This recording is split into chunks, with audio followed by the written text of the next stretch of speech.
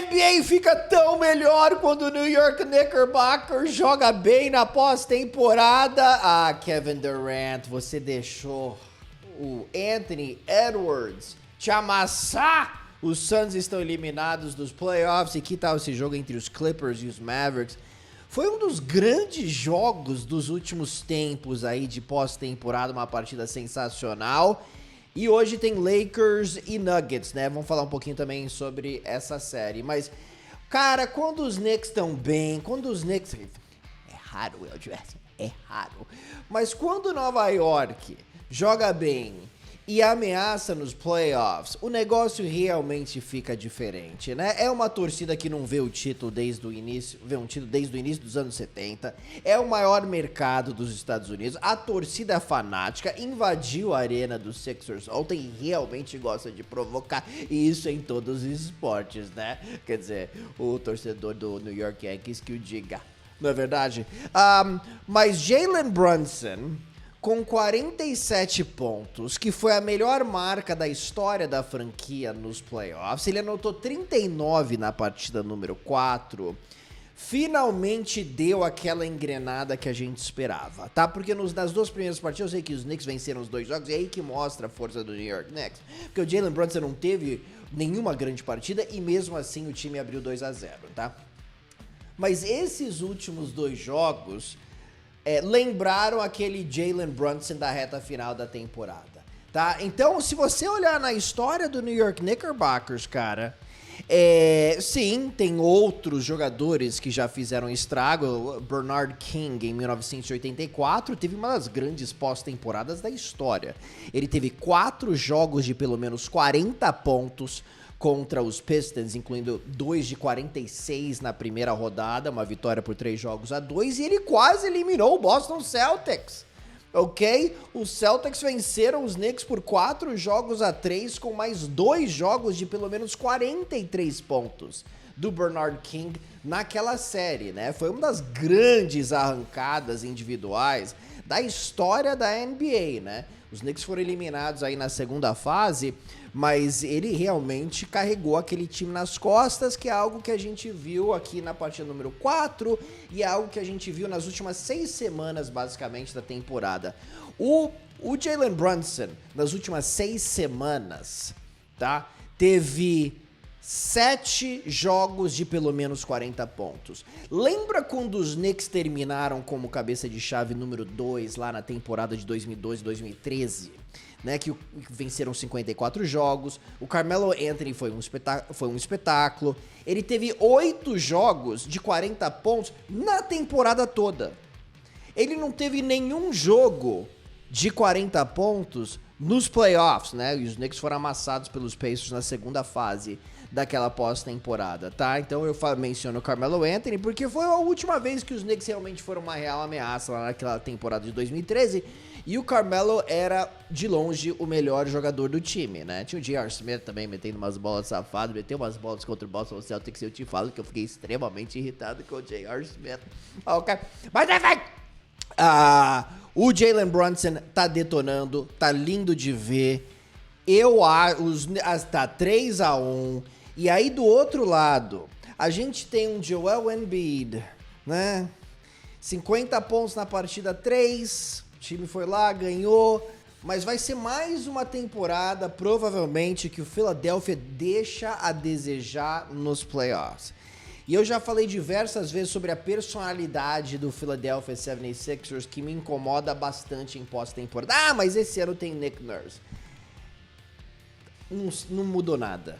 Até agora não existe qualquer diferença entre esse Philadelphia e o Philadelphia do passado. Então assim, culpa do Doc Rivers. Eu vou falar, mas eu tenho o Nick Nurse. Aí perde, é culpa do Nick Nurse também. Então, Tobias Harris, Maxey, Embiid, esses caras assim, esse core assim... eu acho que não vai dar em muita coisa pra Philadelphia, não. Então o time vai ter que usar sua criatividade aqui na intertemporada. Eu sei que ainda tem série pela frente, mas sinceramente eu não vejo o Philadelphia 76ers voltando e vencendo essa série, sendo que 2 dos próximos 3 jogos serão em Nova York, tá? Então, que momento para Nova York, que momento aí pro Jalen Brunson, que tá pegando fogo. Melhor jogo da história do New York Knicks nos playoffs, 47 pontos, só em pontos, ok? Walt Frazier, número 1. Não vamos confundir as coisas aqui também, tá? Walt Frazier, 36 pontos, 19 assistências na partida número 7 contra os Lakers nas finais de 1970. Ok, que tal o Kevin Durant? Kevin Durant e os Suns eliminados. Que anticlímax. Primeiro que eu tô me odiando nesse momento, porque o meu palpite foi Phoenix Suns 4-2, e eu olhei nesses dois times e falei assim, mas Minnesota é melhor. Mas os Suns venceram 3 de 3 jogos durante a temporada regular, e às vezes, né, o matchup funciona e um time inferior ganha do melhor time. O Phoenix Suns foi um time mediano, decente, o ano inteiro. Em nenhum momento a gente sentiu que Phoenix era um time para realmente ameaçar o título. E o Minnesota é um time, assim, subestimado, não vencia nos playoffs desde 2004, 20 anos sem vencer uma série na pós-temporada. Karl-Anthony Towns se machucou, voltou mais na reta final da temporada. É o Minnesota, né? É o Minnesota Timberwolves. Deixa eu falar uma coisa sobre o Minnesota Timberwolves, ok, my dears? Jaden McDaniels jogou bem demais, teve 2 jogos excepcionais aqui nessa série. Mike Conley é um veterano que sabe jogar, especialmente no quarto período. Karl-Anthony Towns já foi uma belíssima de uma estrela na liga e jogou com uma grande estrela aqui na partida número 4 com seus 28 pontos e tá jogando muito bem. Rudy Gobert vai vencer provavelmente o prêmio de melhor defensor da temporada. E o Anthony Edwards chegou. Ele chegou! Ele está aqui, 40 pontos, 31 no segundo tempo. Nos playoffs do ano passado, contra o Denver, ele jogou bem demais. Eu sei que o time perdeu em 5 jogos, mas naquele momento a gente fala assim, esse menino, ele tem aquele fator X, né? Ele tem o fator X, não tem jeito, tem aquele fator X. Ele elevou o seu jogo para outro patamar. Ele gosta de falar, ele é muito confiante, falando que em 2, 3 anos ele vai ser o melhor jogador da NBA. Falou nessa série no ouvido aí do Kevin Durant e foi lá e varreu o Phoenix Suns. E como eu disse, 31 pontos no segundo tempo. Com quantas bolas de 3? Acho que ele meteu 7 bolas de 3 também na segunda etapa, ou alguma coisa assim. Foi uma coisa realmente espetacular. Aí do Anthony Edwards, que aumentou a temperatura quando chegou a hora de realmente fazer justamente isso, tá? Então, o Minnesota Timberwolves, pra mim, é um time que pode competir pelo título da NBA, tá? Sinceramente.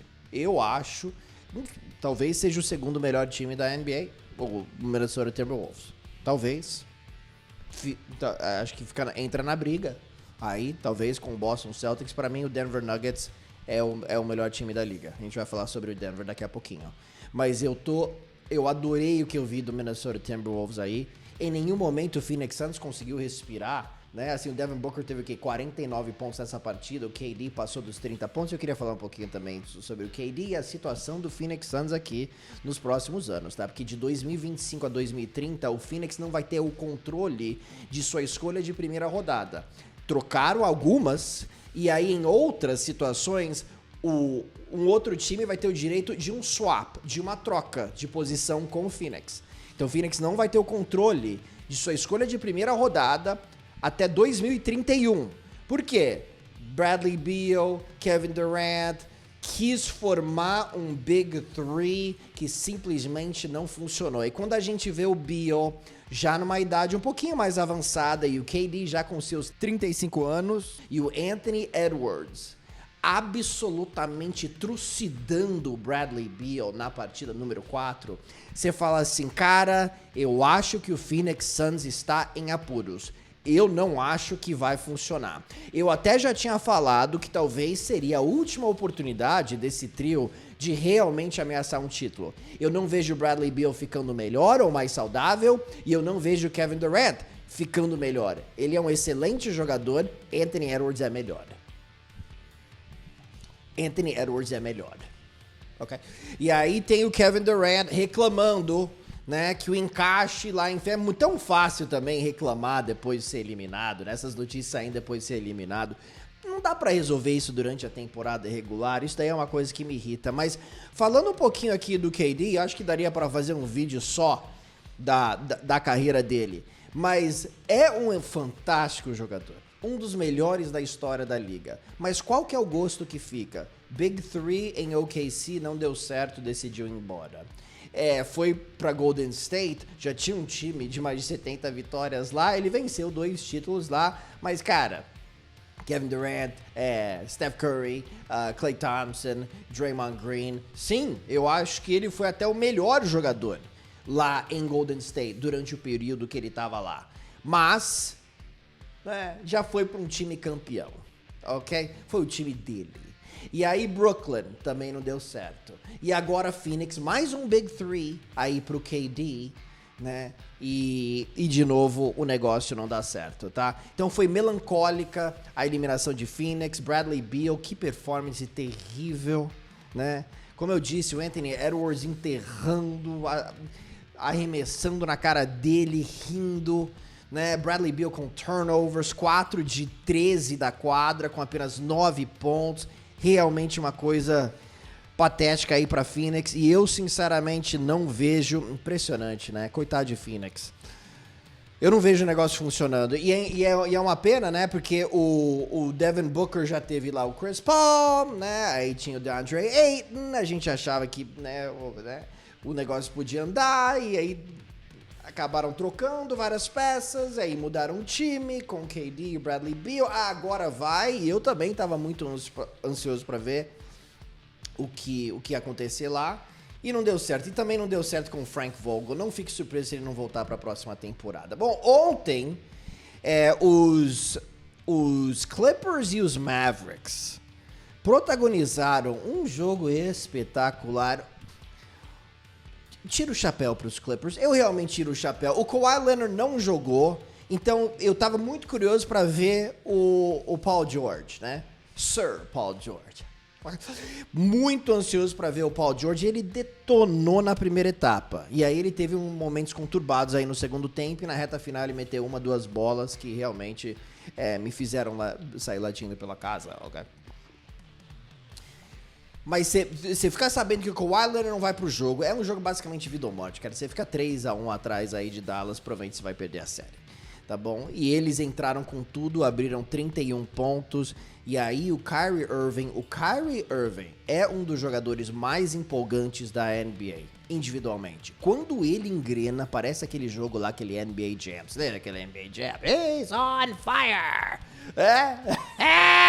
O Kyrie Irving, ele tava zerado, faltando 6 minutos pro término do segundo quarto, e aí ele começou a meter bola, foram 3 posses seguidas com bolas de 3, uma coisa bizarra. Ele acaba terminando com 40 pontos, que é o primeiro jogo nos playoffs de 40 pontos do Kyrie desde 2018, e é a primeira vez na carreira dele que ele perde um jogo anotando 40 pontos. Então, tem algumas coisas que eu queria falar aqui.